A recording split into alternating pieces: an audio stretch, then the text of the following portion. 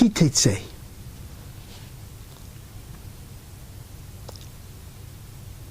The most critical question in human relationships. How does one approach the other? The person who is different from oneself. Someone who is similar to you.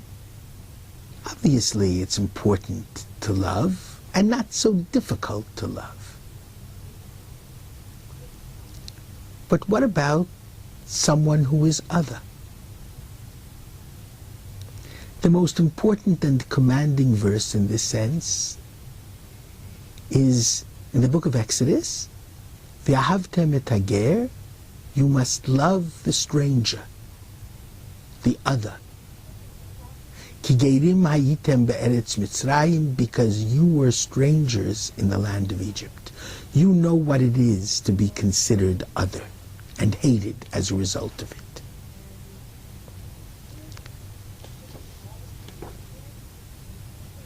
And hence, in our portion, Deuteronomy 23, verse 8, Lo tita'ev Mitzri, you shall not hate an Egyptian. Ki ger hayita ba'artzo, because you were a stranger in their land. Don't take revenge. Learn the opposite. To try to love your enemy, obviously, as long as he shows that he no longer destroys people who are other, then you have to hate him.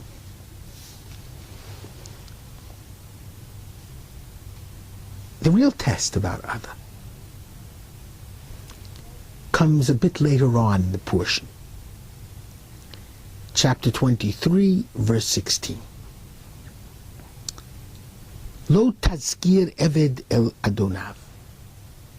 If a runaway slave comes to be helped by you, if you look at Targum Onkelos, it's a Gentile slave owned by a Gentile person. It would seem outside of the land of Israel. And the Gentile slave runs to you for help and aid. You dare not give him away, give him back to his original Gentile owner who is apparently mistreating him. Verse 17. Imcha yeshev, he must dwell with you. Bekir bacha, in your midst. B'makom asher yivchar, in the place where he shall choose to live. Be'achad sha'arecha, in any one of your gates. Batov lo, which is good for him. Lo tonenu, do not oppress him. I remember when I first studied this verse, I thought to myself, why does the Bible talk so much? In the place where he chooses to live, in one of your gates, any one of your cities. With you shall he dwell in your midst, in a place which is good for him. Why talk so much? And then I studied American history. And it's very, very fascinating that it was in 1896 that there was the very famous Plessy versus Ferguson case before the Supreme Court. And as late as 1896, the Supreme Court decided that African Americans, blacks, who were then slaves, those African Americans could be forced to live in separate areas and go to separate schools as long as they were separate and equal.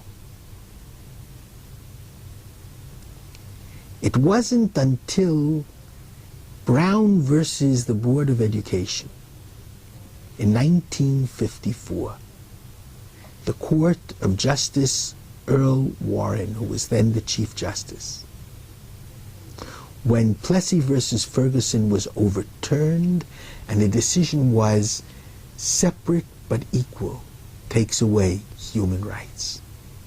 Human rights means that an individual has the right to live anywhere he wishes to live. Maimonides rules in Laws of Idolatry, chapter 10,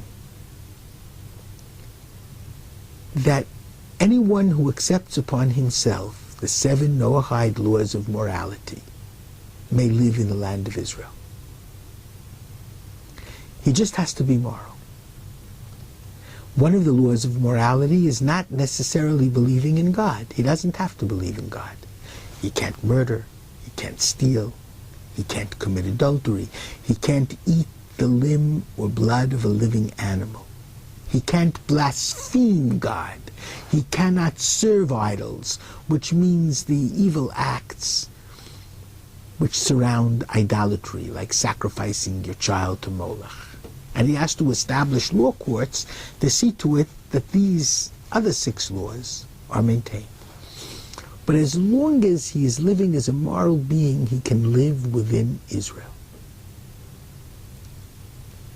And the Bible teaches us how he must be able to live in Israel.